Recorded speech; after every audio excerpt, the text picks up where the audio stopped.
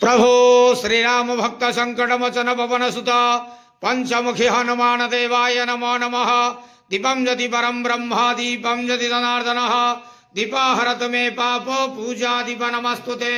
संसार सुखी रखंतु आज शुभ मंगलवार रे समस्त श्रद्धालु भक्त मानकर मंगल करंतु।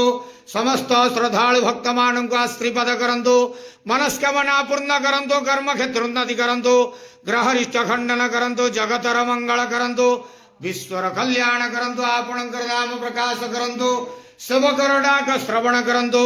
प्रभो संकटमोचन श्रीराम भक्त पंचमुखी हनुमान देवाय नमो नमः। मनोजवारुतुल्य वेगं जितेन्द्रियं बुद्धिमता वरिष्ठं वातात्मजं वानरतमक्षं श्रीरामदूतं शरणं प्रपद्ये। संसार सुखी रखंतु आनंद केवार। हरि बोलो। आज शुभ मंगलवार रे समस्त श्रद्धालु भक्त मानकर मंगल करंतु आनंद केवार। हरि बोलो। प्रभु पंचमुखी हनुमान देवाय नमो नमः।